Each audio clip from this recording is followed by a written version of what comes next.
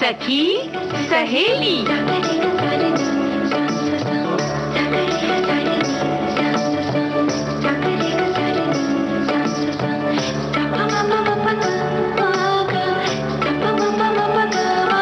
सखी सहेली।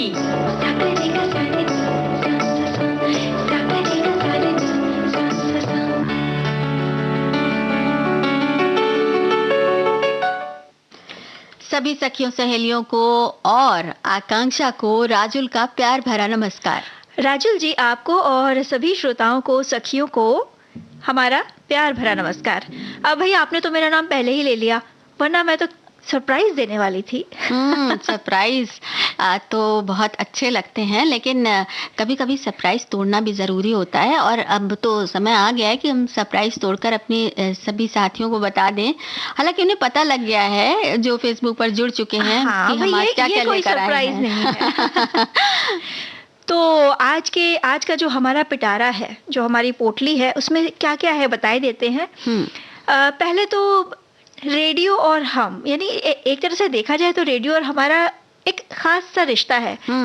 और कल हमने रेडियो दिवस, विश्व रेडियो दिवस मनाया था। तो आज फिर हम रेडियो से जुड़ी हुई अपनी यादें साझा करेंगे और अपने श्रोताओं से भी कहते हैं कि रेडियो से जुड़ी वो क्या खास बात है। मतलब कह सकते हैं कि उन्होंने जब उनके घर में पहला रेडियो आया था, या रेडियो पे उन्होंने जो पहला कार्यक्रम सुना था, या कोई एक खास कहते हैं ना परिस्थिति थी जब जो रेडियो उनके दिमाग में या मन में बस गया। या यही बता दें कि रेडियो सुनने का वक्त क्या होता है। जैसे कुछ लोग पढ़ते हुए सुनते थे, कुछ लिखते हुए सुनते थे, तो वो कौन सा समय था, छत पर सुनते थे या घर के अंदर बैठकर कमरे में सुनते थे। तो इन सब यादों के साथ हम बातें करेंगे रेडियो की। और आज हम सखी विशेष में जानेंगे खिलाड़ी गुरजीत कौर के बारे में। जी, साथ ही साथ अन्य जो विषय है, थोड़ा सा इसे कह सकते हैं एक तरह से थोड़ा सा नाजुक सा विषय है, लेकिन जरूरी भी है।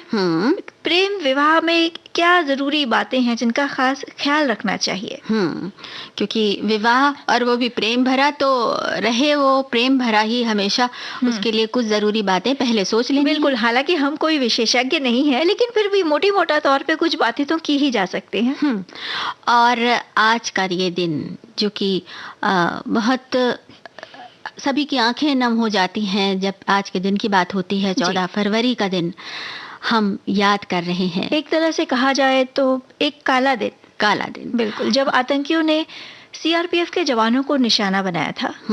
2019 की बात है, 14 फरवरी की वो तारीख थी, और वो तारीख सच में काली तारीख रही है। और वो दिन हमेशा जब भी याद आता है, आज ये बरसी है और उस बरसी पर भी हम सभी की आंखें नम हैं, भीगी पलकों से हम उन्हें याद कर रहे हैं। इस मोड़ पे राजुल जी, कविवर माखनलाल चतुर्वेदी की वो जो पंक्तियां थी ना, जिसमें पुष्प की अभिलाषा, जो पुष्प भी कह रहा है कि मुझे तोड़ लेना वनमाली, उस पथ पर तुम देना फेंक, मातृभूमि पर शीश चढ़ाने जिस पथ जाएं वीर अनेक। यानी कि मुझे और कोई चाह नहीं है, लेकिन ये जो मेरी ये चाह है वो तुम जरूर पूरी करना वनमाली। कितनी ज़्यादा बातें, कितनी ज़्यादा संवेदनाएं और कितनी ज़्यादा उमड़ते आंसुओं के साथ आज का ये दिन इस गीत के साथ याद करते हैं। बिल्कुल।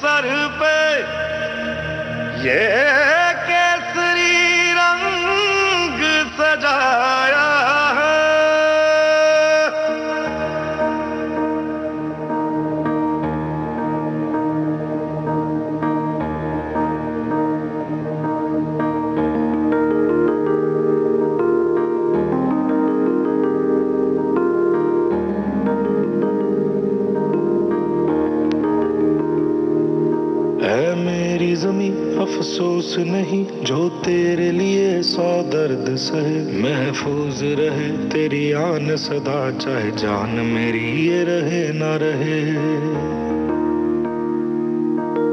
मेरी जमी महबूब मेरी, मेरी नस नस में तेरा इश्क बहे। फीका ना पड़े कभी रंग तेरा, जिस्मों से निकल के खून कहे।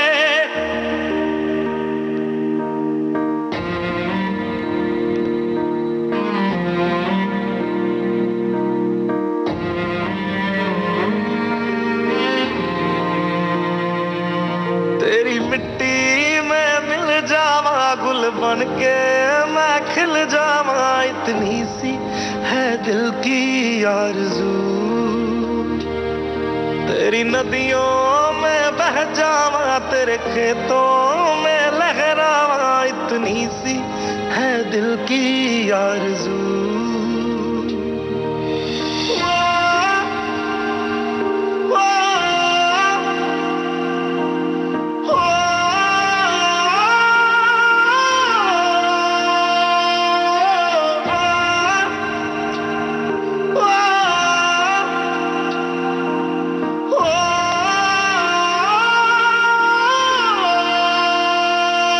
सरसों से भरे खलियान मेरे, जहाँ झूम के भंगड़ा पा न सका। आबाद रहे वो गांव मेरा, जहाँ लौट के वापस जा न सका। ओ वतना में मेरे वतना में, तेरा मेरा प्यार निराला था। कुर्बान हुआ तेरी असमत पे, मैं कितना नसीबों वाला था।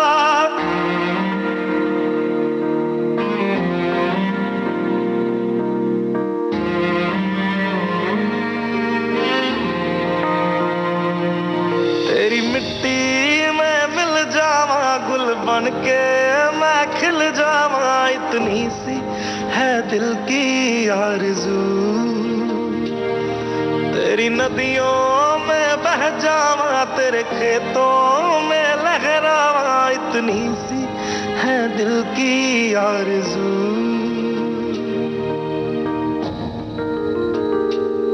केसरी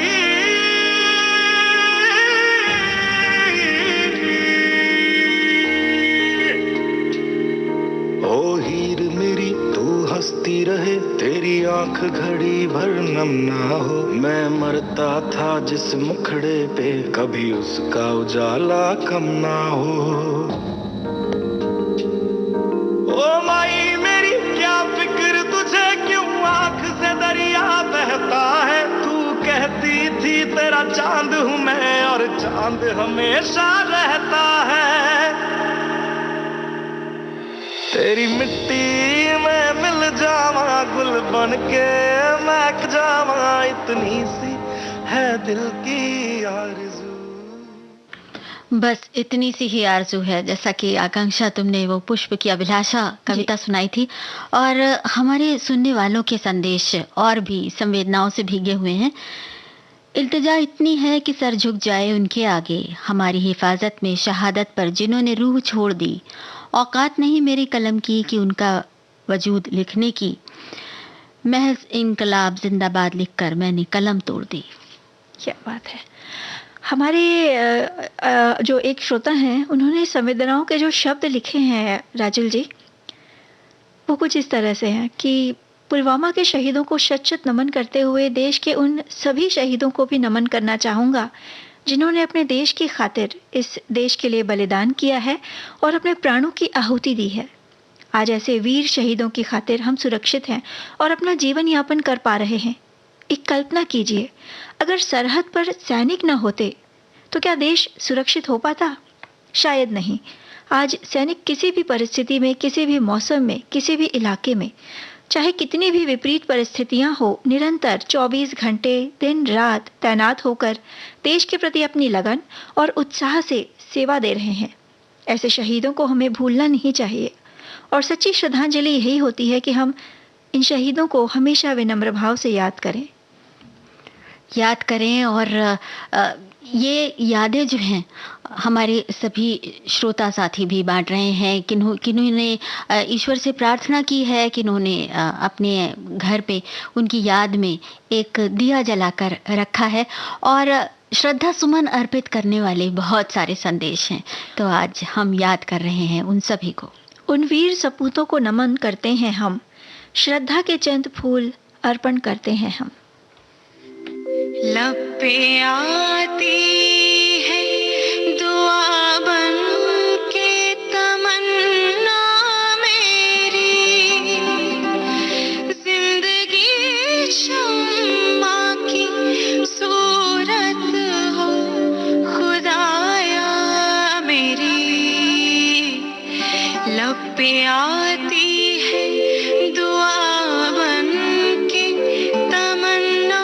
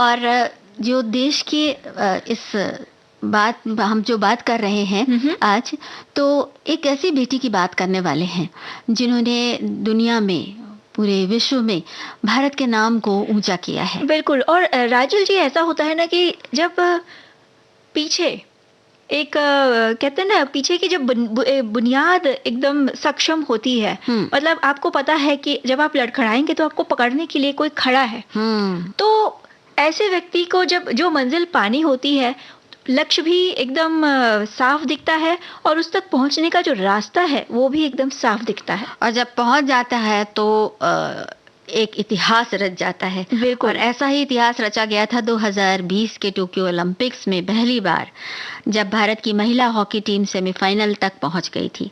और टीम के जबरदस्त प्रदर्शन पर भारत ही नहीं, पूरी दुनिया ने तालियां बजाई थी। बिल्कुल। और जैसे कि आपने कहा कि हम बात करने वाले हैं महिला हॉकी खिलाड़ी गुरजीत कौर की। हॉकी के खेल के आसमान में भारत का नाम रोशन करने वाली इस टीम की जो 11 खिलाड़ियों में से एक हैं गुरजीत कौर, जिन्होंने 4 गोल करके भारतीय टीम को सेमीफाइनल तक पहुंचने में मदद की। और इस तरह फॉरवर्ड वंदना कटारिया के साथ डिफेंडर ड्रैक फ्लिकर गुरजीत कौर भारतीय टीम के लिए संयुक्त रूप से शीर्ष स्कोरर रहीं। किसान की बेटी, अन्नदाता कहे जाने वाले किसान की बेटी गुरजीत कौर इस स्थान तक पहुंचने के लिए बहुत उन्होंने संघर्ष किया, बहुत सारी चुनौतियों से गुजरी। ये अपने आप में एक मिसाल है। 25 अक्टूबर 1995 को अमृतसर के मियादी कला गांव में सतनाम सिंह और हरजिंदर कौर के घर जन्मी थी गुरजीत कौर, और उनकी बड़ी बहन है प्रदीप कौर। और माता पिता जो थे अपनी दोनों बेटियों को अच्छी से अच्छी शिक्षा दिलाना चाहते थे, और जिस स्कूल में उनका दाखिला हुआ वो घर से काफ़ी दूर था। पिता उन्हें साइकिल पर बिठाकर स्कूल छोड़ने जाते और छुट्टी होने तक वहीं रुककर उनकी प्रतीक्षा करते। इस मुश्किल का हल भी कुछ समय बाद निकल आया और दोनों बेटियों को कैरो के बोर्डिंग स्कूल में दाखिला मिल गया। और ये बोर्डिंग स्कूल बहुत खास था क्योंकि ये बोर्डिंग स्कूल पंजाब में लड़कियों के लिए सबसे पुरानी हॉकी नर्सरी के रूप में विख्यात था। यहीं पर पहली बार उनके हाथों में हॉकी स्टिक आई। अब जब होता है ना कि बच्चों के हाथ में हॉकी आई तो शुरुआत में तो वो एक शौक की तरह लगती है कि हॉकी खेलना धीरे धीरे सीखा जाता है। फिर ये शौक जो था वो धीरे धीरे गंभीर होने लगा और जुनून बनने लगा जी। और फिर इस जुनून के साथ उन्होंने अपनी जो अभ्यास था हॉकी के खेलने का वो जारी रखा और इस जुनून का जो सुंदर परिणाम था वो भी बहुत जल्द सामने आया। दोनों बहनों ने निश्चय किया कि हॉकी में ही कुछ बेहतर करके दिखाएंगे और बेहतरीन प्रदर्शन के कारण उन दोनों को सुविधाएं मिलने लगी। इस तरह निःशुल्क शिक्षा और आहार की व्यवस्था हुई तो माता पिता की जो काफी हद तक जो मुश्किलें थी वो कम हुई कुछ हद तक। प्रदीप कौर जो उनकी बड़ी बहन है वो राष्ट्रीय स्तर की खिलाड़ी बन गई, लेकिन गुरजीत कौर जो थी वो अपने लक्ष्य की उनके अभी भी उसकी तरफ बढ़ने के लिए वो लगातार प्रयत्न करती जा रही थी और उन्होंने अपने सपनों को सच करने का निश्चय कर लिया था। उनके खेल में इस तरह से निखार आना बिल्कुल वाजिब सी बात है, क्योंकि जब कोई एक जगह पर टिक कर पैर जमा कर खड़ा हो जाता है तो फिर उसको कोई मुश्किल रोक नहीं पाती। बिल्कुल। फिर इसका ये परिणाम निकला कि 2014 में उन्हें भारतीय टीम से बुलावा आया। ये बुलावा सीनियर राष्ट्रीय शिविर में भाग लेने के लिए था। एक कैंप होता है जिसमें कि खिलाड़ियों का चुनाव किया जाता है, तो इसमें उनको बुलाया गया और फिर आखिरकार वो दिन आया साल 2017 में उन्हें भारतीय महिला हॉकी के स्थायी सदस्य के रूप में चुना गया और 2017 के एशिया कप में 8 गोल करके वे सुर्खियों में आ गई। और यही नहीं, इस मैच के साथ उनकी पहचान महाद्वीपीय आयोजन में सर्वोच्च गोल करने वाली खिलाड़ी के रूप में भी बनी। 2018 की बात है जब भारतीय महिला हॉकी टीम के कोच शॉर्ट मारिन बने तो उन्होंने गुरजीत कौर की प्रतिभा को पहचाना और उन्होंने कुछ ऐसे गुर बताए कि उससे उनके खेल में और भी ज़्यादा निखार आ गया। अब वो गुर कुछ ऐसा थे कि हॉकी की स्टिक उन्होंने बदलवाई और अपने कोच पर विश्वास करते हुए, कहते हैं ना कि अपने प्रशिक्षक पर विश्वास ही आपको बहुत दूर तक ले जाता है। तो उन्होंने वो विश्वास करके अपनी हॉकी स्टिक बदली और फिर पेनाल्टी कॉर्नर होता है उसमें जो उनके सामने मुश्किलें आती थी वो भी काफ़ी हद तक कम हो गई। इस तरह से पूर्व जो डच खिलाड़ी थे ट्रम्प सीमैन स्पीडमैन, तो उनके मार्गदर्शन में भी वो दुनिया की बेहतरीन रैक फ्लिकर्स के बीच अपनी जगह बनाने में सफल हो गई। क्या बात है। Gurjeet Kaur hockey star awards 2020-2021 में भारत का झंडा लहराया। उन्हें सर्वश्रेष्ठ महिला खिलाड़ी अवार्ड से सम्मानित किया गया। गौरतलब बात यह है कि इस अवार्ड के लिए दुनिया भर के खेल प्रशंसक, राष्ट्रीय संघ और मीडिया के वोट शामिल किए जाते हैं। कितनी बड़ी बात चुना गया। कितनी बड़ी बात है। तो देखो ना कि छोटी छोटी बातों से, जैसे शॉर्ट मारिन या टून सीपमैन ने जो उनको कोचेस ने उनको जो गुर सिखाए, उनकी मदद से उनके खेल में और भी निखार आया और फिर वो इस ऊंचाई पर पहुंच गई जहां पर पहुंचकर उन्हें पूरी दुनिया का प्यार मिला और पूरी दुनिया ने उनकी प्रशंसा की। तो हम तो यही कामना करेंगे कि वो इस तरह से निरंतर आगे बढ़ती जाएं और उन्नति के नए नए प्रतिमान स्थापित करती रहें और हमेशा भारत का नाम रोशन करती पूरे विविध भारती परिवार की ओर से उन्हें ढेरों शुभकामनाएं। सच हुए सपने तेरे, झूम लियो मन मेरे। सच हुए सपने तेरे, झूम लियो मन मेरे। चिक चिक चिक चक चछे, चिक चिक चिक चक चछे, चिक चिक चिक चक चछे, चिक चिक चिक चक। सच हुए सपने तेरे।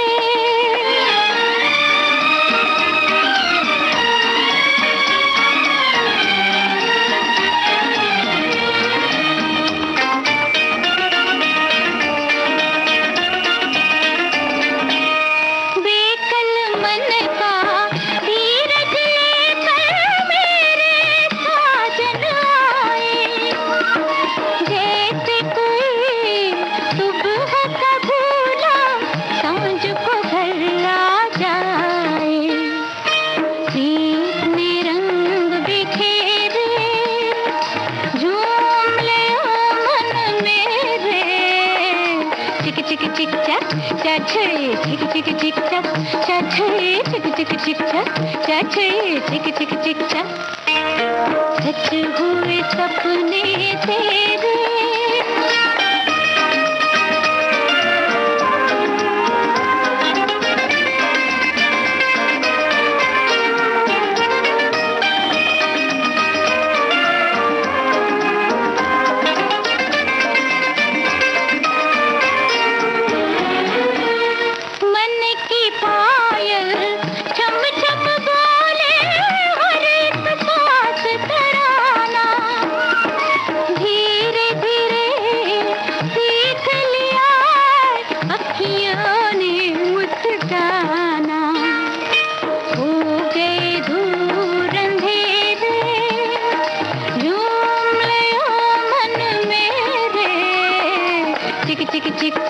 चाचे चिक चिक चिक चक, चाचे चिक चिक चिक चक, चाचे चिक चिक चिक चक।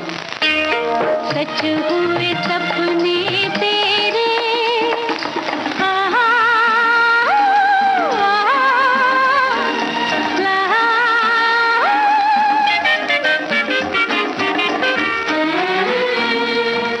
जिस उलझन ने दिल उलझा के सारी रात जगाया, बनी है वो आज प्रीत की माला, मन का मीत मिलाया। जगमग सांझ सवेरे झूम लियो मन मेरे, चिक चिक चिक चक, चाचे चिक चिक चिक चक, चाचे चिक चिक चिक चक, चाचे चिक चिक चिक चक। सपने सच हो जाए तो कैसी खुशी होती है। तो खुशी भी होती है और मन झूमता भी है। राजुल जी, ये जब झूमने की बात आती है ना, तो कई सारी यादें दिमाग में कौंध जाती हैं। ऐसे झूम के नाचे तब थे जब पहली बार पहला रेडियो मिला था। अच्छा, रेडियो से कुछ ऐसा रिश्ता रहा है कि बहुत से साथी तो ये भी कहते हैं कि रेडियो हमारी रगों में खून की तरह बहता है और बहुत से लोग कहते हैं कि रेडियो के साथ कितनी सारी यादें जुड़ी हैं कि कहा नहीं जा सकता। पता है, कुछ समय पहले मैंने किसी से बात की थी और उन्होंने बताया था कि वो बहुत नन्हे से बच्चे थे जब, तब उनके घर में रेडियो होते थे ना, बड़े बड़े रेडियो, वो बहुत ऊपर रखा हुआ था, कैबिनेट में ऊपर की तरफ रखा हुआ था। तो वो स्टूल पर चढ़कर उसे ऑन करते थे और वहीं लटके लटके कैबिनेट पे सुनते थे। तो ये रेडियो का जो के प्रति जो लगाव रहता है कि कहीं भी खड़े हैं, कहीं भी बैठे हैं, उसका ध्यान नहीं, बस रेडियो से जुड़ाव उनको किसी भी स्थिति में मंजूर होता है और सुनना है तो सुनना है। बिल्कुल सही बात कही आपने। और कल यानी 13 फरवरी को ही हमने विश्व रेडियो दिवस मनाया है। और वैसे रेडियो जो है ना राजुल जी, एक तरह से कह सकते हैं कि हर एक के जीवन का, हर एक आम आदमी के जीवन का पार्श्व में बजता हुआ संगीत है। मतलब ये रेडियो ना चले तो ऐसा लगता है कि कहीं कुछ खाली खाली सा लग रहा है। बहुत से लोग तो कि सुबह की शुरुआत ही रेडियो से होती है और कुछ खास धुनें उनके दिमाग में जो रच बस जाती हैं तो बस वो उन्हीं के साथ अपना दिन शुरू करते हैं। अच्छा, एक बात और है कि जहाँ तक मेरे बचपन का सवाल है तो हम अक्सर रेडियो को सुनकर ही हमें ये लगता था कि अच्छा, अब हमें ये काम करना है, अब हमें ये काम करना है। समय का एकदम जैसे एक कहते हैं ना टाइम टेबल, वो सेट हो गया था हर प्रोग्राम के साथ। बिल्कुल। और ये सिर्फ आपके बचपन की ही नहीं, ये लगभग सभी के बचपन की बात होती है जो रेडियो से जुड़े रहे हैं और यादों में जिनकी रेडियो कहते हैं ना काफी तह तक रचा बसा है। मुझे भी याद आता है कि सवेरे के वक्त, सवेरे का जो समय होता था, हमें घड़ी देखने की जरूरत नहीं पड़ती थी। मम्मी बस चिल्लाती थी कि मतलब निकलो, स्कूल जाने का समय हो गया है, वंदनवार शुरू हुआ है या संगीत सरिता शुरू हो गया है, तो अब हमें भागना है। संगीत सरिता खत्म होते होते हम निकले तो हम स्कूल के लिए बहुत लेट हो जाएंगे। तो मतलब ये कहते हैं ना कि जो हमारा दिनक्रम था, वो रेडियो के कार्यक्रमों से ऐसा जुड़ा था कि ये कार्यक्रम शुरू हो रहा है तो हमें ये काम करना ही है। तो सोचो ना, मनोरंजन का साधन ही नहीं बल्कि हमारे लिए घड़ी की सुई भी बन जाता है रेडियो। तो रेडियो कितना सच्चा साथी है। और कुछ ऐसी ही बातें हमारे साथियों ने लिख भेजी हैं। रेडियो और हम बचपन से एक दूसरे के पूरक हो चुके हैं। हमसे इसको अलग करना मुश्किल ही नहीं, नामुमकिन है। हम लोग एक जिस्म और जान हैं और अगर रेडियो नहीं रहता तो हम अभी तक की जिंदगी कैसे काटते। रेडियो हमारा सच्चा साथी और हम सफर बन चुका है। तू जहाँ जहाँ चलेगा मेरा साया साथ होगा। रेडियो रात में मेरे साथ सोता है और सुबह में मेरे साथ जागता है। ये बिस्तर पर मेरे तकिए के बगल में ही रहता है। ये हर सुबह में एक नई ऊर्जा का संचार भर देता है जो बिना थके मेरा भरपूर मनोरंजन करता है। तो रेडियो कुछ इस तरह से रगों में रच बस जाता है कि इंसान बस सब कुछ भूलकर उसी की बातें करता है और उसी को सच्चा साथी मान लेता है। बिल्कुल। और ये साथ जो है वो बचपन से ही शुरू हो जाता है और इस बचपन के साथ रेडियो की कई खट्टी मीठी यादें जुड़ी होती है।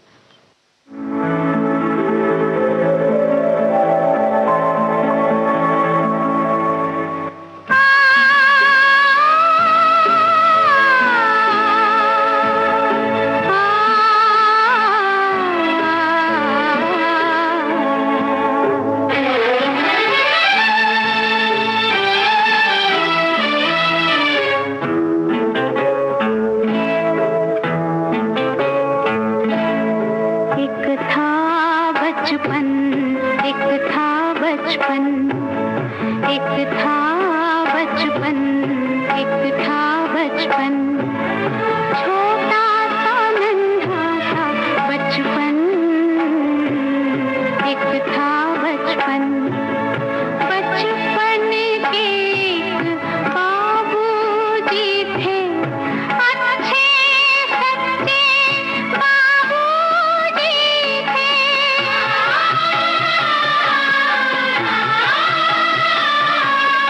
दोनों का सुंदर था बंधन, एक था बचपन।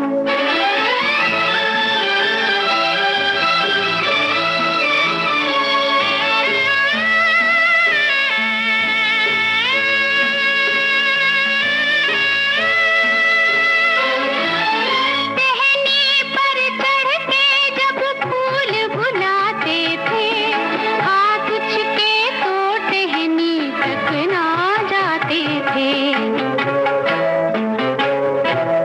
बचपन के नन्हे दो हाथ उठाकर वो फूलों से हाथ मिलाते थे। एक था बचपन, एक था बचपन।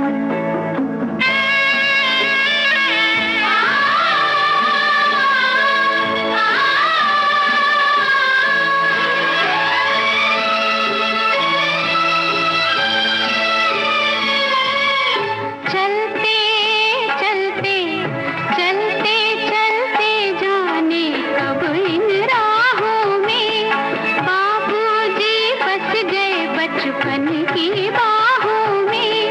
मुट्ठी में बंद है वो सूखे फूल अभी, खुशबू है जीने की चाहों में। एक था बचपन, एक था बचपन।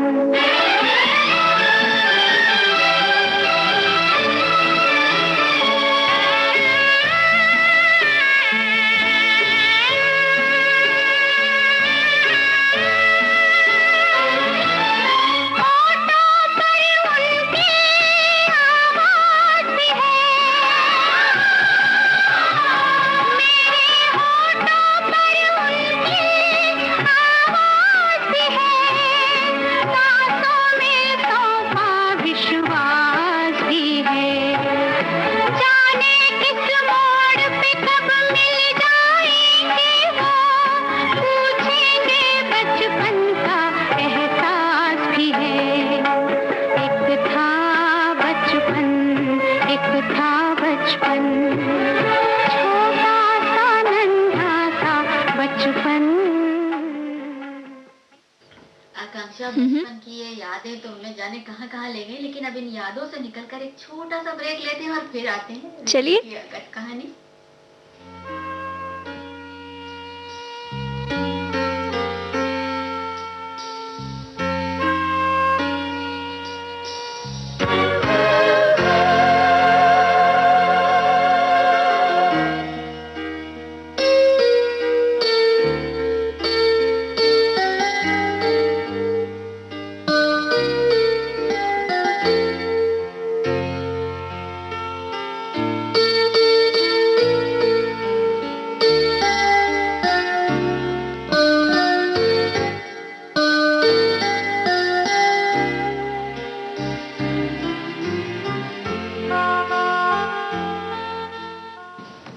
आकांक्षा, इस ब्रेक के बाद हम लौट आए हैं और फिर से रेडियो से जा जुड़ते हैं, क्योंकि रेडियो की जो कथा है ना, वो तो जैसे अकथ कहानी प्रेम की, तो अकथ कहानी रेडियो की कि जाने कितने किस्से, कितनी बातें, और हमारे श्रोताओं की भी बातें। हाँ, मतलब कई खट्टी मीठी जो जिन यादों की हम बात कर रहे थे राजुल जी, अक्सर कहते हैं ना कि एक समान यादें हैं, मिली जुली यादें हैं सभी की। जैसे हमारी एक श्रोता लिखती है कि हम अपना छोटा ट्रांजिस्टर कान में लगाकर रात को सोने जाते थे, देर तक सुनना मना था, छुपके छुपके छाया गीत सुनते थे रात 10 बजे, लेकिन विज्ञापन के आते ही जोर से टन की आवाज आ जाती और हम पकड़े जाते। हाँ भाई, हमारी एक और साथी ने लिखा है कि आज तो बहुत बदल गया है। आज के डिजिटल युग में तो सारी चीजें उपलब्ध हैं। पलक झपकते ही आप दुनिया के इस कोने से उस कोने की खबर मिल जाती है। 50 साल पहले रेडियो ही ऐसा माध्यम था जो देश दुनिया की खबरें देता था। लोग समाचार सुनने के लिए अधीर रहते थे। बचपन में रेडियो हमारे लिए उतने प्रिय नहीं थे। जब गानों से वास्ता हुआ तब रेडियो की तरफ हम उन्मुख हुए। फिर इन्होंने विविध भारती से जुड़ने की बात करते हुए बताया है कि विविध भारती सुबह और रात को हवा महल में और छाया गीत में खुलता था। स्कूल के दिनों में छाया गीत नहीं सुन पाते थे क्योंकि टाइम से सोना पड़ता था। चित्रपट चित्रलोक दोपहर में लोकगीतों का प्रोग्राम आता था जो मेरी गार्जियन बहुत शौक से सुनती थी। लाख दूरदर्शन आ जाए, लोग अपने घर में महंगे से महंगे टीवी लगा ले, पर रेडियो का क्रेज आज भी है। हमारे लिए तो रेडियो खाना पीना ओढ़ना बिछौना सब रहा है, आज भी है। पहले तो पिटारा सदाबहार नगमे कथा वचन सब आता था। मैं करीब 15 साल से नियमित रूप से सखी सहेली सुनती आई हूँ और बहुत सारे प्रोग्राम की इन्होंने बातें करते हुए कहा है और खासतौर से सखी सहेली के बारे में कहा है कि ग्रीटिंग कार्ड व्यंजन विधियाँ सभी कुछ कविताएं सखियों की बहुत याद आते हैं और बहुत सी सखियों के इन्होंने नाम भी लिखे हैं जिनसे ये जुड़ी इस कार्यक्रम के साथ। और आपका हमारा रिश्ता रेडियो के माध्यम से बना। दुनिया में तो करोड़ों लोग होते हैं पर रिश्ते कुछ ही लोगों से बनते हैं। वही रिश्ता विविध भारती के उद्घोषकों और श्रोताओं से बने हुए हैं। प्रभु से यही कामना है कि हमारे विविध भारती परिवार उद्घोषक हमारे लिए अच्छे प्रोग्राम हंसते मुस्कुराते पेश करें। हम हंसते मुस्कुराते उन प्रोग्राम से अपना मनोरंजन करते रहें। ये हमारा रेडियो का रिश्ता सुखद मधुर बना रहे। क्या बात है, इनको धन्यवाद देते हैं। और हम जिस घड़ी की बात कर रहे थे ना राजू जी, जिस अदृश्य घड़ी की बात कर रहे थे जो रेडियो के माध्यम से चलती रहती है, वैसे ही हमारी एक श्रोता लिखती है कि आज भी हवा महल खत्म होने के बाद ही मैं खाना बनाना शुरू करती हूँ और वही मेरी घड़ी है। एक समय ऐसा भी था जब मतलब वो जो मीठी सी याद है ना, जब हम स्कूल से दौड़े दौड़े आते थे एक या 1:30 बजे के करीब लगभग, और हमें पता होता था कि 4 बजे पिटारा के अंतर्गत बाइस्कोप की बातें आने वाला है या कोई खास कार्यक्रम आने वाला है। तो हमारे जो माता पिता थे, खासकर माता जी थी, उनकी शर्त ये होती थी कि पहले अपना होमवर्क पूरा करो, तब 4 बजे का ये कार्यक्रम सुनने को मिलेगा। और इतनी आतुरता रहती थी कि आज पिटारा में क्या बजने वाला है वो सुनने के लिए। भाई होमवर्क तो क्या, अगला पिछला 2-4 पाठ और हम एक्स्ट्रा कर डालते थे। हाँ बिल्कुल, ऐसा ही एक संदेश और है। रेडियो हमारा जीवन है। बचपन से सुनती आ रही हूँ रेडियो, क्योंकि घर में मम्मी चाची सब लोग सुनती थी। पहले तो इतना समझ में नहीं आता था, पर जैसे जैसे होश संभलता गया इसके संग घनिष्ठता बढ़ती गई। फिर तो पढ़ते समय इसके बिना पढ़ाई भी नहीं होती। सोते जागते हर पल का यही साथी है, आज भी है और कल भी रहेगा। हर रफ कॉपी के आखिरी पन्नों में फिल्म के गाने ही लिखे होते थे, क्योंकि जो पसंदीदा गाना आता उसको झट से लिख लेती।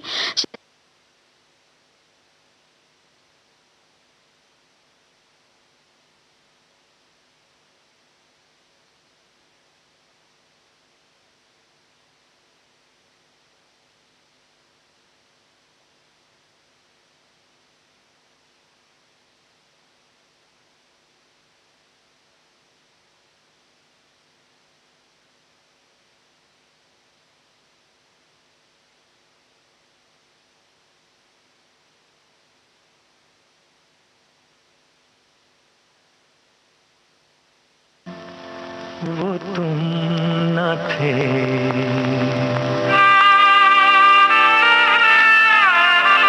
वो हम न थे, वो तुम न थे, वो रह गुजर थी प्यार की, लुटी जहाँ पे बेवजह पाल की बहार की, पाल की बहार की। वो हम न थे, वो तुम न थे।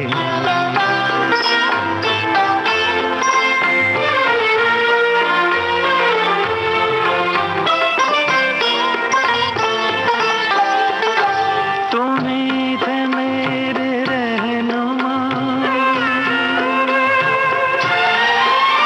तुम ही थे मेरे हमसफर, तुम ही थे मेरी रोशनी, तुम्ही ने मुझको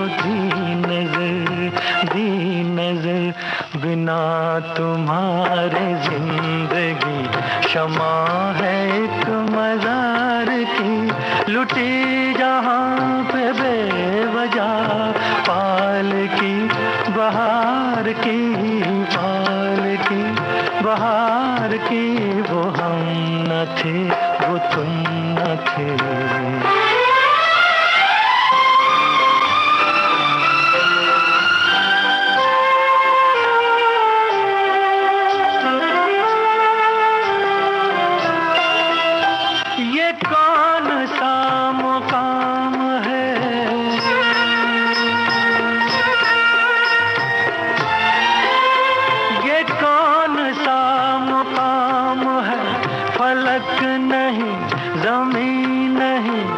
शब नहीं, सहर नहीं, गम नहीं, खुशी नहीं, कहाँ ये लेके आ गई हवा तेरे दयार की। लुटी जहाँ पे बेवजह पाल की बहार की, पाल की बहार की, वो हम न थे, वो तुम न थे।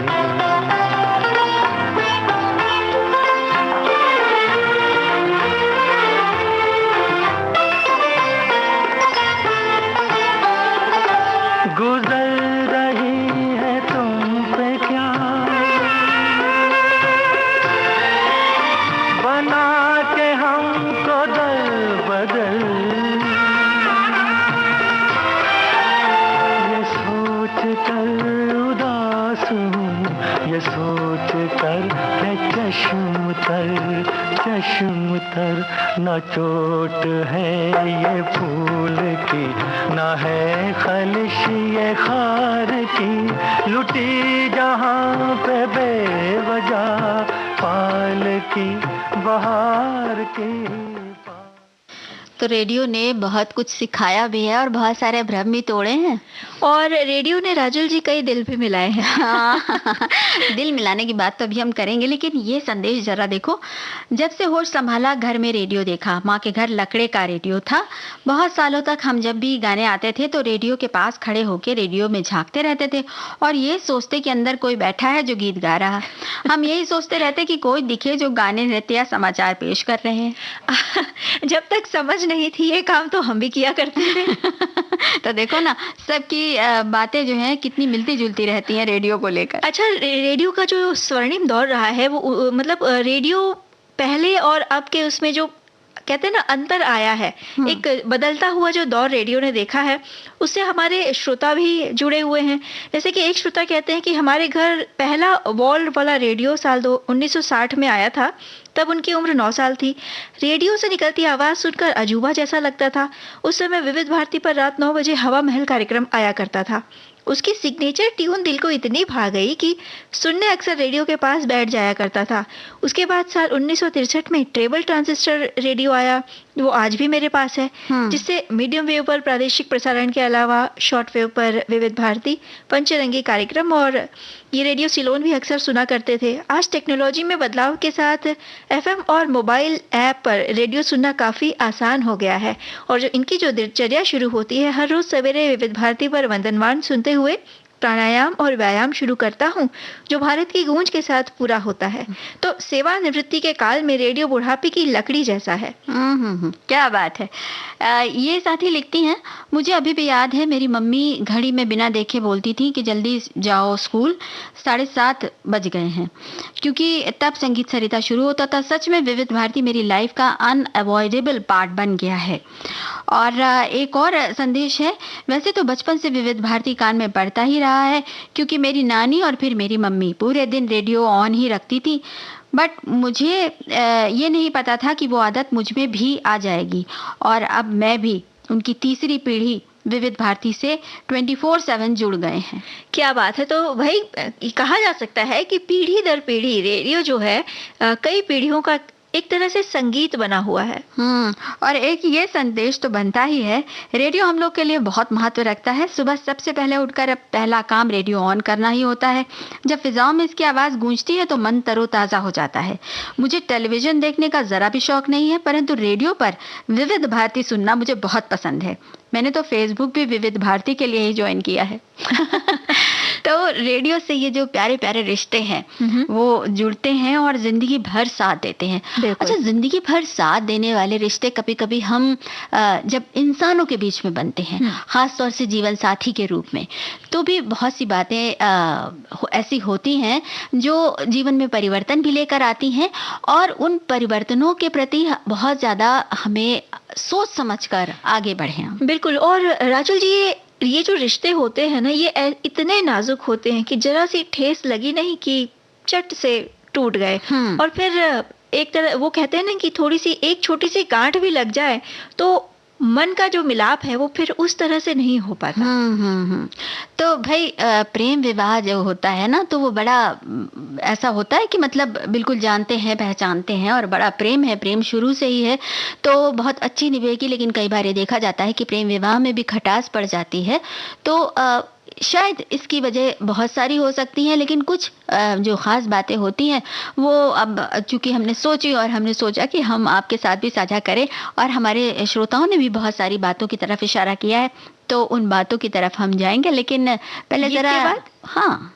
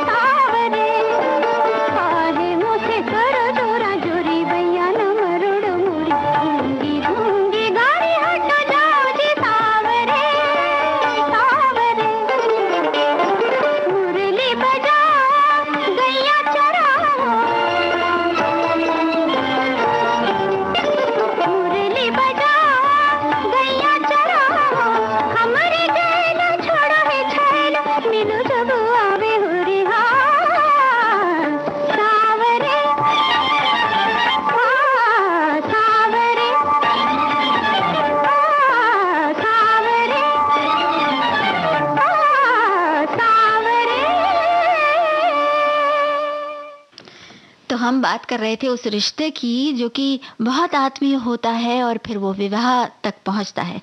लेकिन विवाह के लिए स्वीकृति देने से पहले कुछ बातें, जैसे जो तय किया हुआ विवाह होता है जिसे माता पिता तय करते हैं, उनमें भी ये देखा जाता है कि परिवार कैसा है या जो वर या वधू चुनी है वो कैसे हैं, ये ज़रूर देखा जाता है। उनकी क्या कितना पढ़ाई लिखाई देखी जाती है, उन्हें क्या क्या आता है, या अगर कितनी कमाई है, कितना पैसा है घर में, इन सब बातों इन को सब देखा चीज- जाता हाँ, है। बिल्कुल इन सब बातों का ख्याल तो रखा जाता है। ये भौतिक स्तर पे जो बातें होती हैं हाँ। इनका खास ख्याल रखा जाता है, लेकिन राजल जी जो मानसिक स्तर की जो बातें होती हैं, जैसे अब खासकर जब दो अलग तरह के व्यक्ति मिल रहे हैं, तो जो एक मानसिक परिपक्वता होती है वो किस स्तर की है वो देखना बेहद जरूरी है। खासकर जब हम प्रेम विवाह की बात करते हैं, तो हालांकि जब कहते हैं ना आपसी जब एक तरह से जब मानसिकता मिलती है, जो सोचने का जो तरीका है वो एक ही स्तर का होता है, तभी कोई जो दो व्यक्ति होते हैं वो एक दूसरे की तरफ कदम बढ़ाते हैं, आकर्षित होते हैं। लेकिन ये देख लेना है कि वो भोलापन सच में भोलापन है या कि आपके जो सोच का स्तर है वहां तक नहीं पहुंचता वो भोलापन। दूसरी बात ये कि ईमानदारी जरूरी है बहुत ज्यादा। कितनी ईमानदारी है रिश्तों में या जीवन को लेकर या अपने परिवेश को लेकर, ये भी परखना बहुत जरूरी है, बेहद जरूरी है। और साथ ही साथ एक दूसरे के प्रति संवेदनशील होना सबसे ज्यादा जरूरी है। अगर एक व्यक्ति दूसरे की भावनाओं को, संवेदनाओं को नहीं समझ पा रहा है, तो जो अगला व्यक्ति है वो कहीं ना कहीं चोटिल जरूर होगा। बिल्कुल। अब स्नेह तो होता ही है, स्नेह के साथ सम्मान भी हो, मतलब कि इज्जत दी जाए, और ये इज्जत सिर्फ आपस में ही नहीं बल्कि एक दूसरे के घर वालों को भी दी जाए। प्रेम विवाह हो रहा है तो इसका मतलब ये नहीं कि सिर्फ जो वर वधू हैं उन्हीं का आपस में संबंध रहेगा, क्योंकि परिवार जो है वो विवाह जो है वो परिवारों को जोड़ता है। बिल्कुल। तो इस बात का बिल्कुल ध्यान रखना होगा। अच्छा, अब कुछ बातें ऐसी हैं कि जिन पर अक्सर बात नहीं होती और फिर बाद में उन पर झगड़े होते हैं, जैसे आमदनी कितनी है और खर्च कितना है। हाँ, ये एक तरह से देखा जाए तो जब प्रेम विवाह होता है तब इन सारी चीजों को दुय्यम दर्जे का कहते हैं ना, इन्हें थोड़ा सा पीछे रखा जाता है कि उस समय ध्यान नहीं दिया जाता। लेकिन आगे चलकर यही छोटी छोटी जो बातें हैं जिन पर उस समय ध्यान नहीं दिया गया, कहीं ना कहीं वाद विवाद का कारण जरूर बनती हैं। बिल्कुल। तो कोशिश करिए कि ये जो सारी चीजें हैं, जैसे आमदनी कितनी है या आपके आगे जो आप कहते हैं ना अपने परिवार के साथ जो भविष्य देख रहे हैं, हाँ। वो अपने जीवन साथी के साथ उसकी जो आपकी जो प्लानिंग है उसको जरूर से जरूर साझा करें। हाँ, मतलब बेहद परिवार जरूरी नियोजन है। के बारे में आप क्या सोचते हैं, या क्या विचार हैं, घर खरीदना है तो कैसे खरीदना है या इसी घर में रहना है, इन सब बातों के बारे में भी चर्चा जरूर हो जानी चाहिए। साथ ही साथ जैसे अलग घर में रहना है या अपने परिवार के साथ, अगर एकल परिवार है या साथ में माता पिता भी हैं तो उन्हीं के साथ रहना है।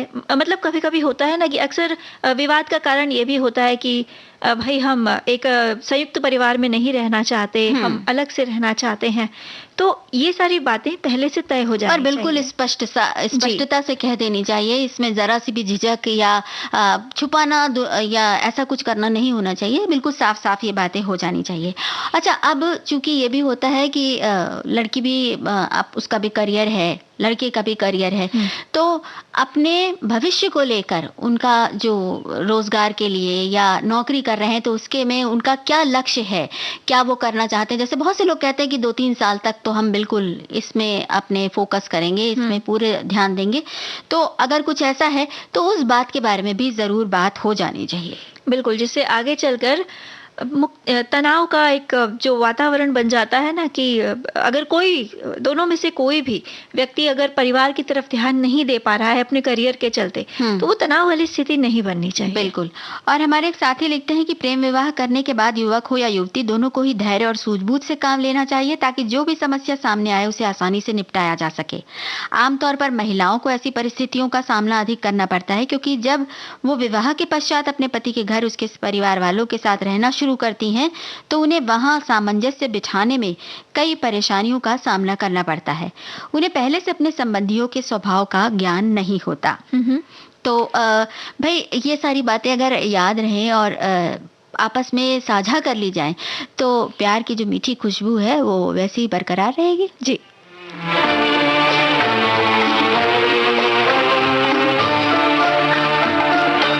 हमने देखी है उन आँखों की महकती खुशबू, हाथ से छू के इसे रिश्तों का इल्जाम न दो, सिर्फ एहसास है ये रूह से महसूस करो, प्यार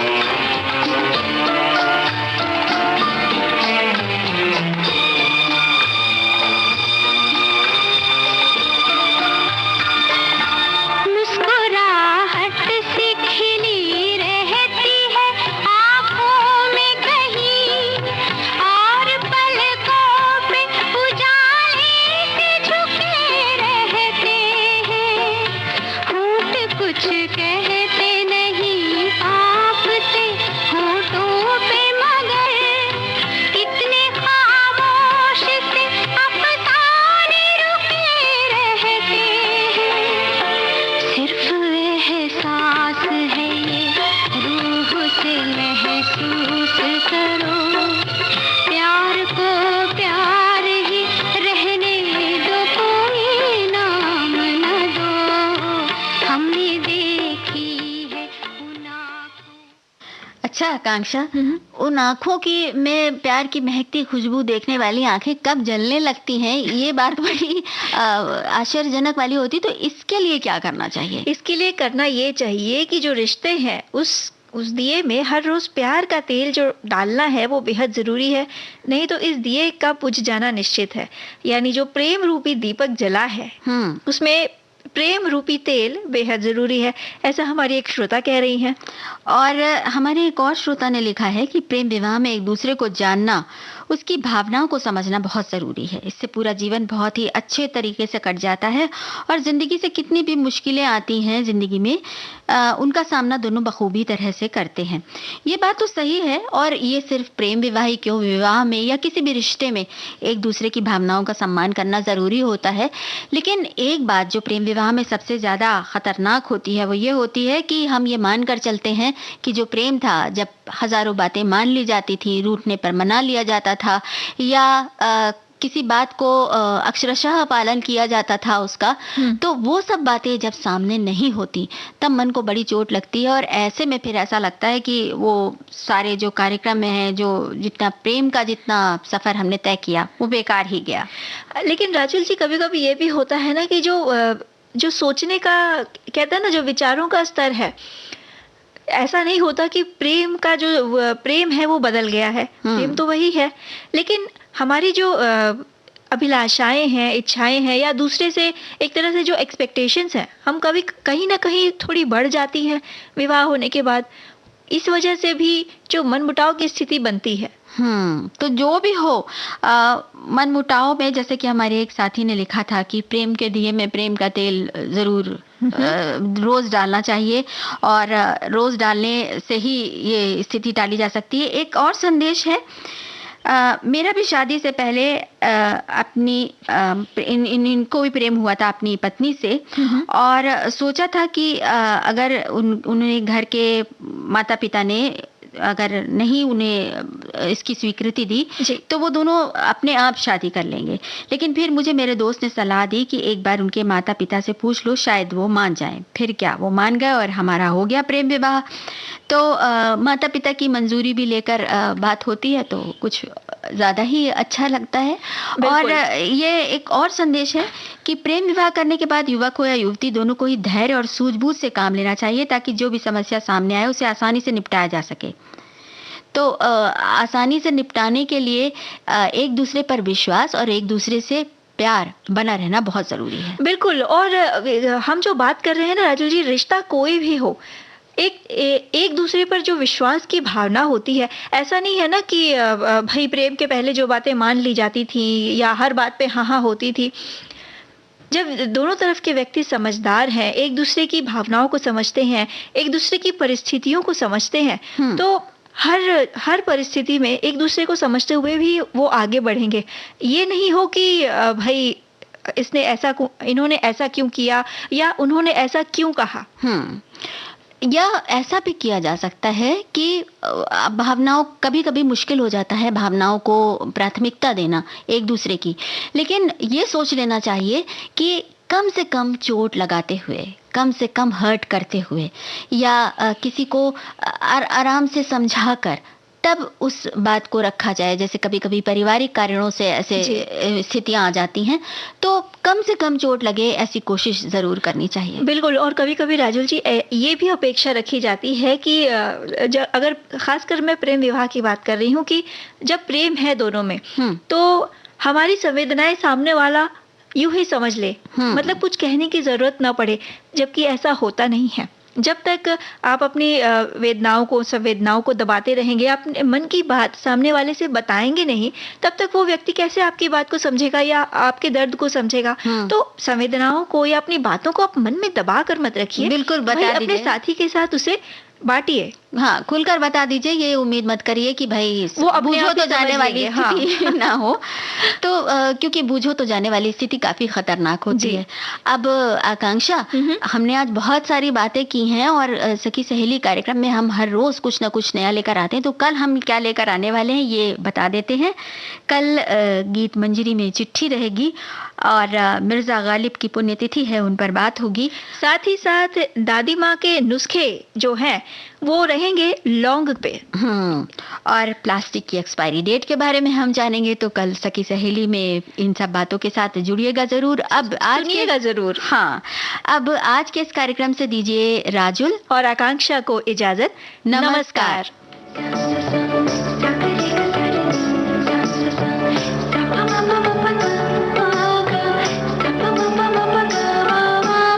सखी सहेली।